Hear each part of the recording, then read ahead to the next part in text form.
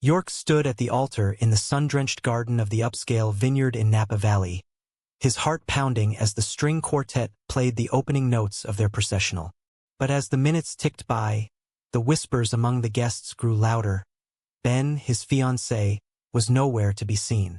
In that frozen moment, York's eyes scanned the crowd and locked onto 5 familiar faces from his past. Each one a ghost he had deliberately invited, setting the stage for a revelation that would shatter everything. The ceremony was supposed to be perfect. Rows of white chairs adorned with lavender ribbons faced a floral arch bursting with roses and peonies, the California sun casting a golden glow over the assembled family and friends. York, dressed in a tailored navy suit, fidgeted with his boutonniere, a single white rose symbolizing new beginnings. He had met Ben 3 years ago at a tech conference in San Francisco, where Ben's easy laugh and sharp wit cut through the corporate jargon like a breath of fresh air. Their relationship blossomed quickly. Shared hikes in the redwoods, late-night debates over craft beer, and dreams of building a life together. But York carried baggage, remnants of relationships that had shaped him, scarred him, and ultimately led him to this day. As the officiant cleared his throat awkwardly, York's mind raced back to the invitations.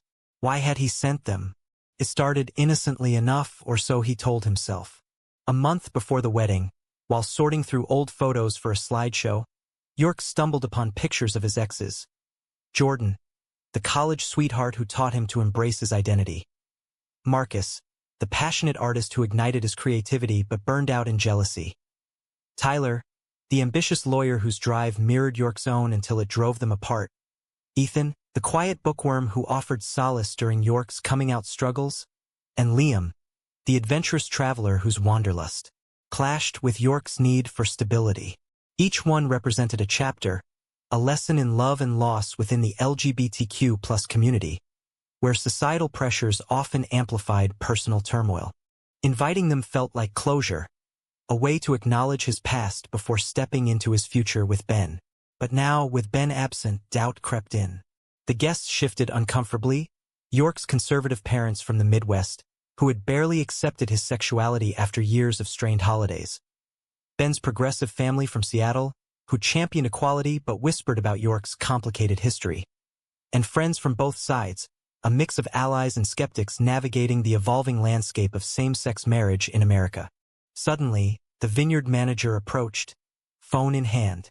"Mr. Hayes, there's a message from Ben," he says. "He can't go through with it."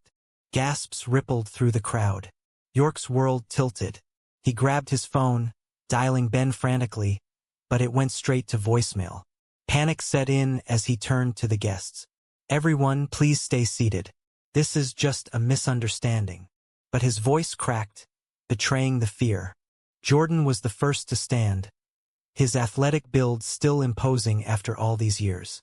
They had dated in college at UCLA, where Jordan helped York come out during a time when campus pride events were met with protests. "York, what's going on?" Jordan asked, his tone laced with concern and a hint of old affection. The other exes exchanged glances. Marcus with his tousled hair and paint-stained hands, Tyler in a crisp suit that screamed success, Ethan clutching a book as if it were armor, and Liam, tanned from his latest backpacking trip. Ben's best man, Chris, pulled York aside. "He found out about the invitations, man. He saw the RSVPs on your laptop last night. He's devastated. Thinks you're not over them." York's stomach dropped. He had meant to tell Ben, but the words never came. How do you explain inviting exes to your wedding without sounding uncommitted?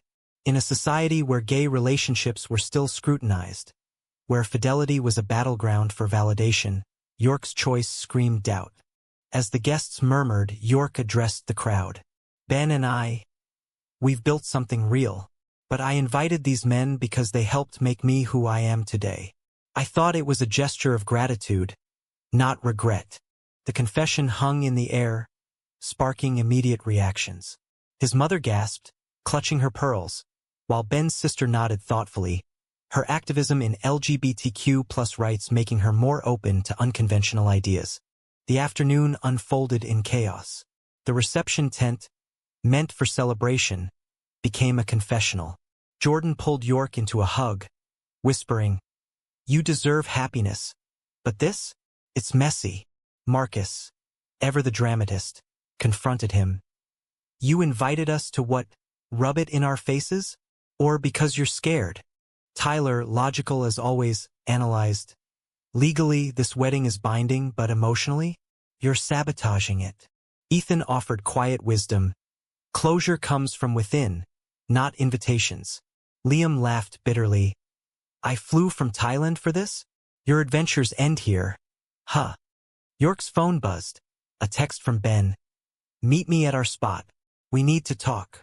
The spot was a bench overlooking the bay in San Francisco, where they had their first kiss. Leaving the vineyard, York drove, his mind a whirlwind of regrets. Had his invitation been a subconscious test? In a world where gay men faced stereotypes of promiscuity, was he perpetuating them by dredging up the past? Arriving at the bench, Ben sat staring at the water, his eyes red-rimmed. Why, York? 5 Exes? At our wedding. Ben's voice broke. He had grown up in a supportive family, but societal whispers about gay drama had always nagged at him. York explained, pouring out his soul. The fear of repeating past mistakes, the need to honor his journey. But Ben countered, honoring the past shouldn't eclipse our future. It feels like you're choosing them over me. Their argument echoed the broader conflicts in their community. Debates over monogamy, the weight of history in progressive unions, and the pressure to appear perfect to win societal acceptance. As the sun set, York realized his choice had sparked a fire he couldn't control. But in that vulnerability, a spark of understanding flickered. Ben took his hand. Maybe we postpone. Figure this out. York nodded, but doubt lingered. Had he ruined everything for a misguided quest for closure? Back at the vineyard, the Exes mingled with guests, turning the event into an impromptu forum. Discussions erupted. Was inviting Exes empowering or reckless? In America's patchwork of LGBTQ+ rights, where some states celebrated pride while others legislated against it, personal choices like York's fueled larger debates. His parents confronted him later. We came all this way to support you, but this? It's embarrassing. Ben's family defended. Love isn't linear. It's about growth. As night fell, York pondered his decisions. The wedding that never happened became a catalyst for introspection, forcing everyone to question loyalty, forgiveness, and the complexities of love in a judgmental world. The next morning, York woke in their San Francisco apartment, the city fog mirroring his confusion. Ben had slept on the couch, a physical manifestation of the emotional rift. Over coffee, they really talked, for the first time since the invitations. I thought inviting them would show I'm ready to move on, York admitted. Like, look at me now, happy and committed. Ben sighed, stirring his mug. But it made me question if you are committed. In our community, we're always proving our relationships are real to straight society. This just gives ammo to the doubters. Ben's words hit hard. Growing up in Seattle, he had marched in pride parades, advocated for marriage equality, but personal insecurities lingered. York, from a small Midwest town, had fought harder for acceptance. Coming out meant losing friends, enduring family silence. His exes were milestones in that battle. Jordan during college protests against anti-gay policies. Marcus amid San Francisco's art scene, where expression clashed with convention. Tyler in the corporate world, navigating workplace discrimination. Ethan through therapy sessions addressing internalized homophobia. Liam on travels that exposed global inequalities for LGBTQ+ individuals. As they unpacked, York suggested therapy. We need help sorting this. Ben agreed, but tension simmered. That afternoon, Jordan texted, heard about the no-show. Need to talk. Against better judgment, York met him at a cafe in the Castro district, the heart of gay San Francisco. Jordan, now a trainer, listened as York vented. Ben thinks I'm hung up on the past. Jordan nodded. Maybe you are. Remember us? We ended because you couldn't commit fully, always one foot out the door. The conversation unearthed old wounds. Jordan revealed he had come out to his conservative family after their breakup, inspired by York's courage. But he questioned York's motive. Inviting us all?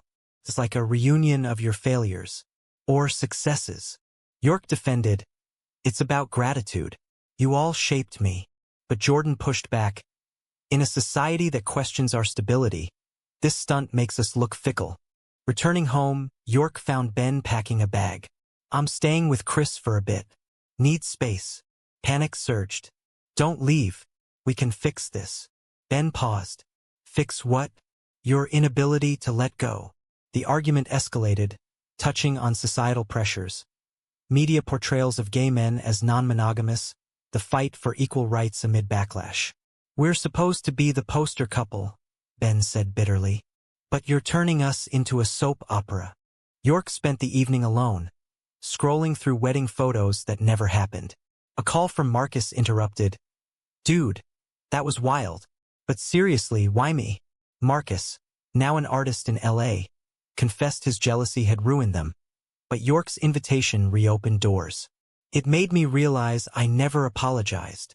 Their talk delved into emotional labor in relationships, how gay men often carried extra baggage from discrimination. The next day, Tyler reached out. A lunch in the financial district. Tyler, successful but single, analyzed.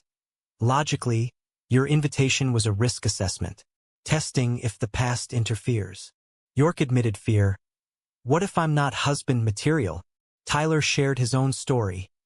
Passed over for promotions due to his orientation, channeling energy into work.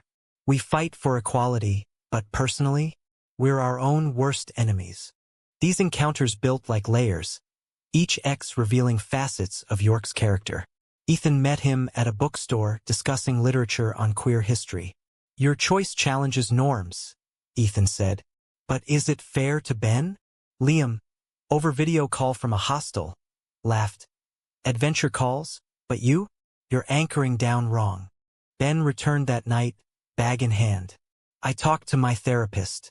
We need boundaries. They agreed to counseling, but the seed of doubt grew. Friends weighed in. Some sided with Ben, calling York selfish. Others praised his honesty, sparking debates on social media about exes at weddings in LGBTQ+ circles. As weeks passed, the couple navigated therapy, unpacking York's need for validation. Sessions revealed his invitations stemmed from insecurity, proving to himself he had evolved. But Ben felt sidelined. It's like I'm competing with ghosts. The drama intensified when York's parents visited, disapproving. This isn't how marriages work. Ben's family countered with support groups, highlighting generational divides. A turning point came at a pride event. Amid floats and cheers, York and Ben reconnected, dancing under rainbow flags. I love you, York whispered. Past and all. Ben smiled faintly. Prove it. The crowd's energy reminded them of community resilience, but personal rifts lingered. York realized his action had ignited broader conversations. Was closure worth the chaos? In America's divided landscape, where Supreme Court rulings on gay rights hung precariously, individual choices like his amplified collective struggles. Months after the aborted wedding, York and Ben rescheduled a smaller ceremony, opting for intimacy over spectacle. But the shadow of the exes loomed. Invitations were resent minus the 5. Yet, echoes persisted. At work, York's colleagues whispered, heard about the drama. Typical. The stereotype stung, fueling his resolve to prove skeptics wrong. Therapy sessions deepened. Their counselor, a seasoned LGBTQ+ specialist, probed, York, why invite them? Was it for you or them? York confessed, for me, to close chapters. Ben interjected, but at what cost? I felt like an afterthought. Discussions veered into societal impacts, how media sensationalized gay relationships, turning personal missteps into ammunition for anti-equality groups. Jordan reappeared unexpectedly at a gym event. Congrats on rescheduling, he said. Their chat turned confrontational. You used us as props. York defended, no, as acknowledgments. But Jordan revealed a twist. He had started dating someone new, inspired by seeing York's commitment falter. It pushed me to seek real closure. Marcus's art show in the city provided another encounter. His pieces, abstract representations of heartbreak, mirrored their past. "This one's about us," Marcus admitted. York felt guilt. "I didn't mean to hurt you again." Marcus shrugged. "Pain fuels art. But your wedding stunt? It's controversial. Challenges the happily ever after narrative we fight for." Tyler's legal advice came unsolicited. "If things go south, prenups protect." York bristled. "We're not divorcing."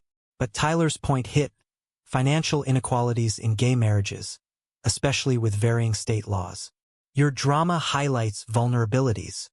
Ethan's book club invitation led to intellectual debate. Reading queer literature, they discussed themes of fidelity. "Your choice questions monogamy norms," Ethan said. "Is it progressive or regressive?" York pondered. In a post-Obergefell world, were they free to redefine traditions? Liam's postcard arrived. "Heard about round 2. Don't screw it up." A call followed, Liam sharing stories of global LGBTQ+ struggles. Persecution in some countries contrasting America's progress. "Your petty drama? Luxury problem." These interactions built tension, forcing York to confront his patterns. Ben noticed, "You're different, more present." But a fight erupted when Ben found old messages. "Why keep them?" York explained, "Memories, not attachments." Ben stormed out, seeking solace with friends who debated, "Is emotional infidelity real?" Reconciliation came slowly. A weekend getaway to Big Sur reignited sparks. Waves crashing, symbolizing turmoil. "I choose you," York vowed. Ben softened, then let go fully. The rescheduled wedding approached, but drama peaked when the Exes RSVP'd to a closure party York hadn't planned. A mix-up from a friend's joke. Chaos ensued. All 5 showed at a bar pre-wedding. Confrontations flew, accusations of manipulation, defenses of personal growth. Jordan accused, "You're playing with fire." Marcus dramatized, "This is performance art." Tyler logical, "Cease and desist." Ethan wise, "Reflect." Liam adventurous, "Move on." Ben arrived, furious. Again, the bar became a battlefield, guests witnessing raw emotions. Societal undercurrents surfaced, debates on polyamory versus monogamy, the pressure on gay couples to conform. York mediated, "This ends now. Thank you all for everything. But my future is Ben." The Exes departed, some with hugs, others with warnings.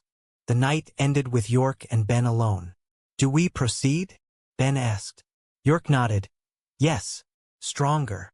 But doubts whispered. Had the invitations empowered or destroyed? In America's evolving queer landscape, where visibility brought both celebration and scrutiny, York's story became a microcosm of larger battles. The morning of the rescheduled wedding dawned clear in a quaint chapel in Sonoma. Fewer guests, more meaning. York waited at the altar, Ben approaching with a steady gaze. Vows exchanged. "Through past and present, I choose you." Rings slipped on, a kiss sealed it.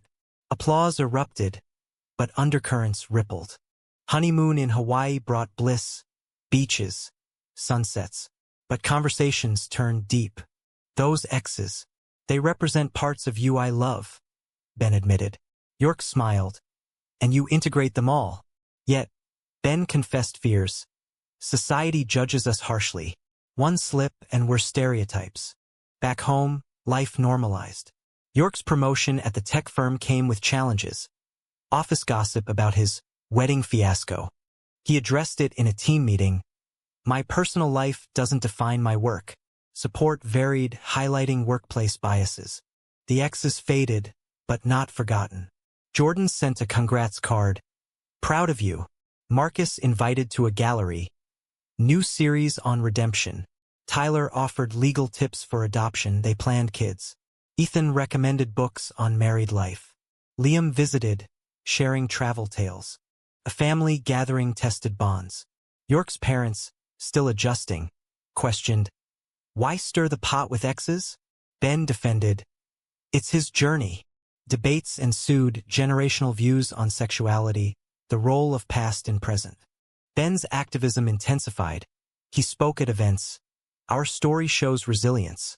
York joined, sharing, inviting exes was flawed, but it forced growth. Audiences divided. Some applauded honesty. Others criticized recklessness. A crisis hit when a viral post from a guest detailed the original drama. Groom invites 5 exes. Wedding implodes. Comments flooded. Typical gay drama. Empowering closure. Irresponsible. Trolls attacked, amplifying anti-LGBTQ plus rhetoric. York and Ben faced harassment, emails, social media slurs. They countered with a joint statement. Our love withstands scrutiny. Let's focus on equality. Support poured in from allies, but the ordeal strained them. Therapy resumed. How do we navigate public judgment? York reflected on his choice's ripple effects. Had it humanized their community or fueled prejudices? In states rolling back rights, personal stories became political. A reunion with exes organized by Ben surprised York. At a neutral dinner, apologies flowed. Jordan, I overreacted. Marcus, drama queen here. Tyler, lessons learned. Ethan, wisdom shared. Liam, adventure continues. Ben toasted, to pasts that shape futures. Bonds mended, but questions lingered. As years hinted, York pondered. Was the chaos worth it? The experience forged deeper commitment, but at what societal cost? Years later, York and Ben's marriage thrived. Adopted twins, a home in the suburbs, careers flourishing. But the exes incident became legend among friends, sparking annual debates at gatherings. Was it brave or foolish? Someone would ask, reigniting discussions on emotional fidelity in queer relationships. York's book, Invitations to the Past, chronicled the saga, becoming a bestseller in LGBTQ plus literature. Reviews praised its raw honesty, challenges norms, provokes thought, but critics argued, perpetuates instability stereotypes. Interviews delved into societal impacts, how personal choices intersect with politics, especially amid rising conservatism. Ben co-authored a chapter, From Chaos to Commitment. They toured, speaking at colleges. Love isn't perfect, it's perseverant. Audiences shared stories, exes at weddings, poly arrangements, monogamy struggles, highlighting diversity in the community. The exes remained peripherally involved. Jordan mentored their kids in sports. Marcus painted family portraits. Tyler handled legal affairs. Ethan tutored. Liam sent postcards, inspiring travels. A family crisis tested. York's father fell ill, prompting reconciliation. I see now your choices were about healing, he admitted. Ben's support solidified bonds. Yet, reflections persisted. York wondered, in pursuing closure, did he prioritize self over partnership? Ben countered, it made us stronger.